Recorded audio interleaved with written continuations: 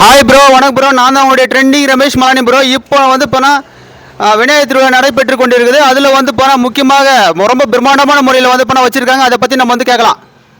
Bro வணக்கம்ண்ணா, சொல்லுங்க. Bro, இப்போ நீங்கள் விநாயகர் வச்சுருக்கீங்க, இது எந்த இடத்துல வச்சுருக்கீங்க ப்ரோ? இது நம்ம குடியாத்தா காமாட்சியம்மன் பேட்டை ஆய்க்கா தெருவில் வச்சுருக்கோங்க.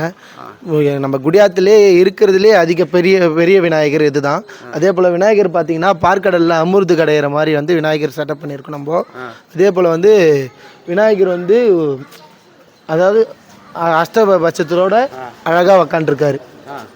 எத்தனை வருஷம் இது பண்ணிட்டு இருக்கீங்க ப்ரோ? இது வந்து 17வது வருஷமாக பண்ணிட்டு இருக்கோம் நாங்கள். போன வருஷத்து இந்த வருஷத்து என்ன வித்தியாசம்? போன வருஷம் ராமர் விநாயகர் வச்சுருந்தோம். இந்த வருஷம் வந்து பார்த்தீங்கன்னா பார்க்கடல் விநாயகர் வச்சுருக்கோம்.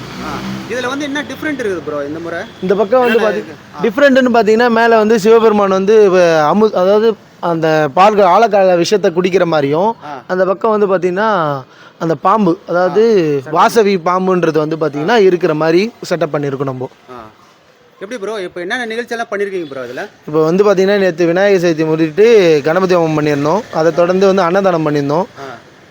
ஒரு 250-300 பேருக்கு வந்து நம்ம அன்னதானம் பண்ணியிருந்தோம். அதை தொடர்ந்து ஞாயிற்றுக்கிழமை வந்து பார்த்திங்கன்னா மிக பிரம்மாண்டமான விநாயகர் சதுர்த்தி ஊர்வலம் நடக்க இருக்கிறது. விநாயகர் எடுத்துகிட்டு போயிட்டு நம்ம பேரணம்பட்டு ரோட்டில் இருக்கிற ஏரியில் வந்து கரைக்க இருக்கிறோம். இப்போ இந்த விநாயகர்கிட்ட நம்ம வேண்டிக்கணும்னா எல்லாமே நிறைவேறுது? கண்டிப்பாக நடக்குங்க.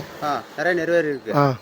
சரி, ஓகே. இப்போ அதாவது வந்து பாருங்கள் ப்ரோ, இந்த விநாயகர் வந்து நம்ம பார்க்கும்போது எந்த அளவுக்கு இருக்குதுன்னு பாருங்கள். கண்குள்ளே காட்சி. அதாவது குடியாத்தில் வந்து ரொம்ப பிரம்மாண்டமான முறையில் வந்து பணம் வச்சுருக்கதா வந்து சொல்லியிருக்காங்க. நம்ம நீங்களும் வந்து பார்க்கலாம். பாருங்கள், ஒவ்வொரு கைகளும் வந்து அந்த விநாயகருடைய கைகளும் பாருங்கள், கண்களும் பாருங்கள். கண்களை வந்து பார்க்கும்போது உண்மையாகவே வந்து பணம் இருக்கிற மாதிரி வந்து இருக்குது பாருங்கள். கண்ணில் வந்து நம்ம வந்து அப்படியே ஒத்திக்கிற மாதிரி இருக்குது பாருங்கள்.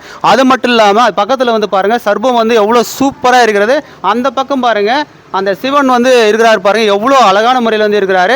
அதுக்கடுத்து வந்து பாருங்கள் தும்பி பாருங்கள், இது வரைக்கும் நான் பார்க்கல இவ்வளோ வளைஞ்சிருக்கக்கூடிய தும்பி, அவ்வளோ அழகாக இருக்குது. நம்ம அந்த விநாயகரை பார்க்கும்போது ஒவ்வொருத்தரும் வந்து போனால் இது எத்தனை போயிட்டு வீட்டில் வந்து வச்சுக்கிற மாதிரியே இருக்கும். கண்டிப்பாக எல்லாருடைய கண்களை இப்போ நம்ம பார்த்துட்டு நம்ம இருந்தோம்னா அந்த அடுத்த வருஷம் வரும் வரைக்கும் வந்து போனால் எல்லாருடைய மனசில் வந்து போனால் பதிகிற அளவுக்கு வந்து போனால் இந்த விநாயகர் வந்து வச்சிருக்கிறாங்க. இந்த பகுதியில் இருக்கக்கூடிய இளைஞர்களும் சரி பொதுமக்களும் சரி ரொம்ப சூப்பராக வந்து போனால் கஷ்டப்பட்டு வந்து போனால் வச்சிருக்கிறாங்க. அது மட்டும் இல்லாமல் இங்கே வந்து நம்ம வேண்டிட்டு போனோம்னா எல்லாமே நிறைவேறுதுன்னு சொல்லியிருக்காங்க. ஒரு கற்பூரம் கொளுத்திட்டு போனால் போதும், கண்டிப்பாக நிறைவேறுதுன்னு சொல்லிட்டு சொல்லப்படுகிறது. ஸோ மறக்காமல் வந்து போனால் நீங்களாம் வந்து ஆயகா தெருவில் வந்து போனால் பார்த்துட்டு போனீங்கன்னு சொல்லிட்டு கமெண்ட்ஸ் பண்ணுங்க. நம்மளுடைய சேனலை யாராவது வந்து போனால் ஃபாலோ பண்ண வந்து மறக்காமல் ஃபாலோ பண்ணுங்க ப்ரோ. தேங்க்யூ. நான் தான் உங்களுடைய டிஆர் ப்ரோ.